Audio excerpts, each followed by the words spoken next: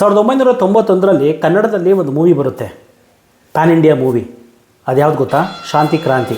ಅದರದ್ದು producer come ಡೈರೆಕ್ಟ್ರು ಬಂದು ನಮ್ಮ ರವಿಚಂದ್ರನ್ ಸರ್.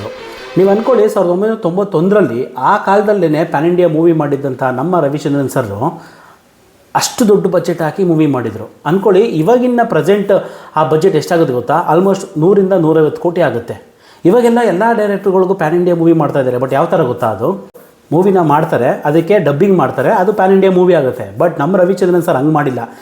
ಎಲ್ಲ ಆ್ಯಕ್ಟರು ಅಂದರೆ 4 ಭಾಗದಲ್ಲಿ, ಅಂದರೆ ಎಲ್ಲ ತಮಿಳು, ತೆಲುಗು ಮತ್ತು ಹಿಂದಿ ಮತ್ತು ಕನ್ನಡ ಒಂದೇ ಸೆಟ್ಟಲ್ಲಿ 4 ಭಾಗಗಳನ್ನಾಗಿ ಮಾಡಿ ಎಲ್ಲ ಹೀರೋಗಳನ್ನೂ ಒಂದೇ ಸೆಟ್ಟಲ್ಲಿ ಹಾಕಿಸಿ ತಮಿಳ್ ಥರ ಶೂಟಿಂಗು, ತೆಲುಗು ಥರ ಶೂಟಿಂಗು, ಕನ್ನಡ ಥರ ಶೂಟಿಂಗು ಇದನ್ನು ಕಂಪ್ಲೀಟ್ ಒಂದು ಸೆಟ್ಟಲ್ಲಿ ಒಂದು ಭಾಗ ಮಾಡಿ ನಮ್ಮ ರವಿಚಂದ್ರನ್ ಸರ್ ಅವಾಗಿನ ಕಾಲದಲ್ಲೇ ಮಾಡಿದರು. ಫಾರ್ ಎಕ್ಸಾಂಪಲ್ ಅಂದ್ಕೊಳ್ಳಿ, ಒಂದು ಫೈಟಿಂಗ್ ಸೀನಲ್ಲಿ ಕನ್ನಡ ಶೂಟ್ ಮಾಡಾದ್ಮೇಲೆ ತಿರ್ಗಾ ರೀಶೂಟ್ ಮಾಡಬೇಕು ಅಂತ ಹೇಳಿದ್ರೆ ಮತ್ತೆ ತಿರ್ಗಾ ಅದೆಲ್ಲ ರೆಡಿ ಮಾಡಬೇಕು, ಮತ್ತು ತಿರ್ಗಾ ತೆಲುಗು ಶೂಟ್ ಮಾಡಬೇಕು, ತಿರ್ಗಾ ತಮಿಳ್ ಶೂಟ್ ಮಾಡಬೇಕು. ಮತ್ತು ಆವಾಗ ಈ ಥರ ಎಲ್ಲ ಯೋಚನೆ ಯಾರಿಗೆ ಬಂದಿದ್ದು ಗುರು?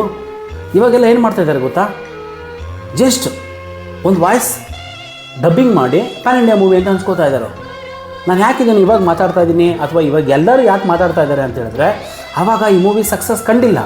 ಈಗ ಆ ಮೂವಿ ನಮಗೆಲ್ಲ ಫ್ರೆಶ್ ಅನಿಸುತ್ತೆ. ಇವಾಗಲೂ ಅಷ್ಟೇ, ನೀವು ಕುತ್ಕೊಂಡು ಆ ಕಂಪ್ಲೀಟ್ ಮೂವಿ ನೋಡಿ ನಮಗೆಲ್ಲೂ ಯಾವ ಸೀನಲ್ಲೂ ನಮಗೆ ಬೇಜಾರು ಅನಿಸಲ್ಲ.